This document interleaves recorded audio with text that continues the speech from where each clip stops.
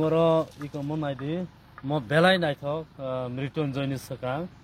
जों मर्न बायथांनि साल मॉडर्न हेरिटेज विलेज खालायनो नाय दङ जों मॉडर्न एमिनिटीज मॉडर्न जेकुनु सामो अनि मॉडर्न आर्किटेक्ट ते जोंनि कल्चर बाय मोजाङै त्रिपुरा साहानि कल्चर बाय मोजाङै जों टोटली यूनिवर्सिटी कॉलेज ते कामी कायसा नक फाइग्रा का वो कायसा नक फाइग्रा का इनका मो कटाल हाईवे अब कुनो बिसी आबर डेमोक्रेशन खायजा गया इनका जों ताबो और रिहेबिलिटेशन खायमानि उलो कायसा संगबनो डिक्लेयर खायनाय त्रिपुरासा बाय थांनि साल मॉडर्न हेरिटेज विलेज नि संगबनो डाकी न डिक्लेरेशन खायनाय सार डॉक्टर बिश्वजित दा सादे बरं मोन आं नोटिस करनायाव जित देबरमा हामबाय बेलाकेन हामबाय गोरोंमा बागै बो बखाखस्ते रगो तंजा सार आं तो ताबुक yang Dharmanagar Faisingo लोगोनि सामु नांखर जाखायदा बरं मोन आं सामु नां कल खालामने दौ आं तो केबनो विदाउट परमिशन सार आं रेकर्ड बुखलाया आं किसे रेकर्ड फ्लाइट होने इनकनो हास्टेबो तो लुकुरनि बागै सामु गाहामनि बथायतो जों नगुइन दङ जे यापिरि बारि दङनि बैकग्राउंड जतनि दङ आबो खरसाया इन फ्यूचर सामुनो जोंआबो बसाया भविष्यत बानिनायनि गोरों केबो गोरै जेता प्रेक्टिकल बर्तमानो जेता सलिमानि सिं जतनि न आबनो फुनगो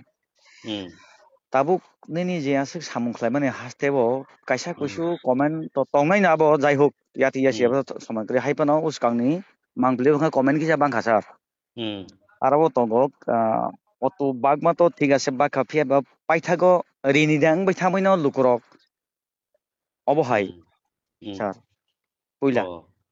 आच्छा अटोto ani bisingtoi funding ni bisingtoi down payment kaisa auto kun jaga auto 90,000 down payment ni jak tongo kuno auto ke ba 35,000 lawyers ke kuno maximum auto no 60,000 ni sakao down payment dibai tini suk jora 300 ta auto 328 ta auto bagjakha sir sir 300 ta auto bagjakha unregistered sir je borong na ang sinio agin simi thango himo koroi dongor besa tongnai amtei koroi borong no 300 ta auto rojakha sir sir hinkai 201 ta hinkai register tongo sir ti total 201 ta ni bisingo 28 ta auto rijakha sir hinkai total 328 ta auto rijakha aboni bisingo urgent scheme o jungta 1000 ta auto plus khaika okay sir माने total 3000 टा auto reserve ओमफ्राय 1000 टा का अनरेजिस्टार 1000 टा register ते 1000 टा का इमार्जेंसी जे बर गुबुनि बसंनि थानि थाङै पाया सिनि थानि नाहाना ओमफ्राय जों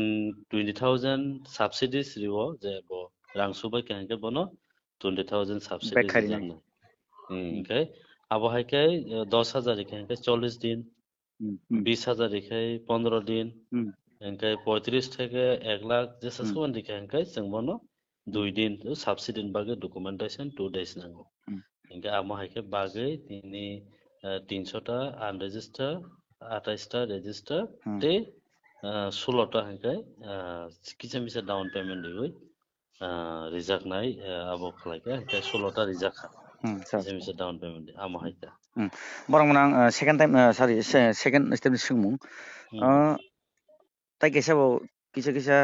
केंगे लै दङ ओ दय चादि हिने या फारजक थानि चन्दै सारि जाग मने लयते प्रसार कामी आमसायो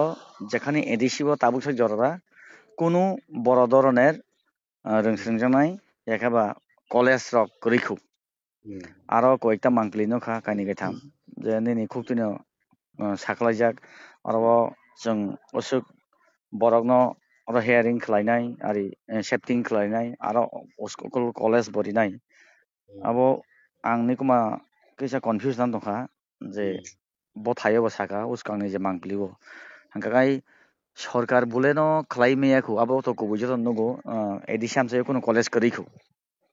हांका ताबो नरने एनजिओ नि बखते जे कलेज रे माने आबो बुफुर रगो उद्घाटन रग एखाबा इनग्रेशन रग बुतै रग जों अलरेडी आ campus school चेंगे रिखा 12 of the Taklai usang 26 January 26 January Prajatantra Divas जों adino school pasta inauguration khaika bobo thayo sir ani project mani mononissimi battling ship abong kha rangsakni lamthai project মানে mononissimi যেটা international highway je Myanmar India corridor international highway corridor business corridor ta abo South East Asia ni kobangma manai khonai baniya khainan bagai o lama sanamjak mani इंके national highway ni guideline tamo jodi roads construction completion kankai black top ni theke 15 থেকে 20 metre a jaga ke bo rehabilitation resite khlaimiya इंके sini nahar mungtamo sini borono sungmo thangna ngai dongur besani hasuk hatai hapungni tikhlai sing lama kinaro bono place makhane इंके obono right time je tabo hawari tongo borok lama sanam tongo overall जों बंग settle down खालायरिखाय कायसा line of फाइनाय इनका आ जागा public interest आ area केबनि पाटा एबा केबनि जुदुं टंटं बा national highway नि टंटं एबा फरेस्ट बरक फरेस्ट नि तो तिप्रासा एरिया बरक डिमांड खालायमेया जे आन फरेस्ट एरिया नि कारण तांग Himalaya our international forest conservation environment forest conservation ba universal indigenous right of khobja gya je borga area romo ani forest department ni jaga ni demand khema ba totally illegal tang himalay sung juk hazar bosor ro shifting cultivation hook sawi phaimani ningla bufuru phayaro dokhol khai o jagar na hatong phaika sir kebang haikalaika sir kebang haikalaika okok to kataiya sir do jotto chini tabung ni mukchak bosoni bisingo kusuk beremo asuk khamlainai asuk nai rok jotono okok sawino asuk khamlai rimani lokorok phiaba tabuksak jora 70 bosorni se pano bisi kabang hapanga asuk laika ke phano khlaimia phia abukubui इंkai abon bagi to sung tabuk sini hapang sekakna nangnai kosom bosong kufur kormo bosong senaita कारण जों कसम बसंबाय थाङै mutton सुलाय गोबागै जों मुंसा मानना करिखा जों कमनन बखाक थाङ जेटा clear को माइ कुमुनो खेतो सारिखै आव माइया जायो माइ सकनाय sir de tabo kormo kasa khilai mani ari kasu kufur khilai mani hastebo to jeni no hinchine amo kopalo hamiara khobjago phia bosong khosori thanga jeni jodi 20 ta seat baile sing borongo kolob damano ba borongni to tai double to aboni bagino ang sawo amtui system o thanging dia जों system je sanamna nangnai acha aro sei bagurum tei bagur mani jaga thangya karei musu kobor sama hai saya karei जों sini mungtamo ojit das ni je sini jak bonna nang sini jago nin sini jak matamo ojit dabro bo hune sini jak ojit das ni bo sini nini samung godok chakhai mai kufur nini kanmungri borok nini wansukmung nini parani tomung samung hai kamini ha nini mokal muglala bukung bara sakormo nini kokthai kok borok obosai nini sini obosai nini bosong nangaro assembly thangai eba telamura o nanglai tongkha kormo bosong bai kosom bosong nanglai oi oji das ni nangaro bosai tongkha ke nang baba sino abo to kubui kok no baba sino nangaron choling rijagan bulai inka a jaga nang tini bobai motom sui kaijak lai thulai bosamana nglai tong sir ngai je samani thasi ko system mane abo system mo thang khalainani yapri bartong sir yakeba thungrang haparono yapri banatija yapri banani kuno kogya sini agi হাজার বছর ধরে না system তঙ্গ जोंहा system rock ইরাপ্টেড नि থাকা যে India dominion state মান পরে जों बरबाय थांमान परे जों आलादा बसं रक एडभान्सेस नाखा आ कनि गोजानि गेबो जोंखा हुक तांजानाय काल्टिवेशन जुमिं काल्टिवेशन शिफ्टिं काल्टिवेशन जों हुक जाता पिसार जागै जानानै बसं हापं हाथाय गोनाङै बरगनि थांगा आ गेबो আগতলা ও চিনি রাজতন্ত্র চলিখা রাজতন্ত্রনি বাইমানি জাগুলো গণতন্ত্র হাপকা আপুরু নিনি যে ইন্ডিয়া হাপাংনি যেটা রুলস এন্ড রেগুলেশন এবা হাপাংতেই দুলমুং যে policy tribunal committee policy policy যে পলিটিক্যাল পাওয়ার আবো বইনি বসং কসম বসং ইয়াগাও লাই থাকা যত সিস্টেম ইনকে বড় সিস্টেম চেঞ্জ থাকা রাষ্ট্রপতি শাসনের আন্ডারে union territory 1949 semi union territory 52 Indian constitution change থাকা 52 গামো হাইকে বড় সিস্টেমেটিক্যালি তীরফ্রাও রায়তি জুট খাজা খাইমানি বড় খাই থাকা দৃদ্র ইনকা পুরো পাকিস্তান পশ্চিম পাকিস্তান তংরখা পুরো পাকিস্তান বেসিনি পুরো বর্ডার ফেন্সিং করে লাগি সিনেমা কাইসা এম্পায়ার তংমানি প্রিন্সলি স্টেট তংমানি ইনকাই গণতন্ত্র হাবান লগে লগে নাইনি বড় হাপাইকা পাহাবকা আবনি রেজাল্ট 68 जों गोबां मानसिनि नेशनेलिस्ट माइंडेड बर'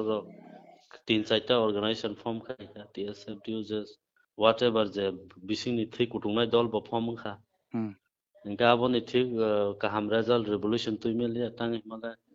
पूर्व पाकिस्तान बर' मुक्त उनान बागै मुक्ति युद्धन बागै इंडियानि गोबां बेस आर्मी कैम्प तिरफ्रांखा बर' कोनो একটা बने रेवोल्यूशन तुइ मेलिया जे बंनाया सामरनो सक्सेस खामिलिया 71 ও বনে যুদ্ধ পাইখা যে কলোনিস্ট রক তিরপ্রা তং মানে কলোনিস্ট সার আইন থাঙ্গিয়া ওই তাবুনি যে তংবই আর নি তাবুনি যে মল তংবই আর যে নং সামং খলাই তমানি অর তাই সিংকি ফেলাই ফিরে নং হেঙ্গা গাय তাই বতে হাই সামং খলাইनायखौ नों ताबुक जों जेननो सामाने आने रांसाकनि लामथाय प्रजेक्ट जे इंटरनेशनल जे business corridor India and Myanmar लामा पायासारिनो जों अर सेटल डाउन खलायै जों अर जोंनि बरकनो मिनिमाम 1 लाख बरकनो जों रिहेबिलिटेशन खलायनाय बेटलिंग सिपनि सिमी अंको मनोजरा सिबबारि मनोजरा देब्रा याग्रा पास्ट अर टोटल जों पास्ता सब डिविजन खायनाय पास्ता सब डिविजन खायनाय एंका सालगरा डिस्ट्रिक्ट जोंनि टोटल तिरफ्रा 10टा डिस्ट्रिक्ट नंनाय 50टा सब डिविजन नंनाय जों अर दुइटा town high architect high modern amenities high tech और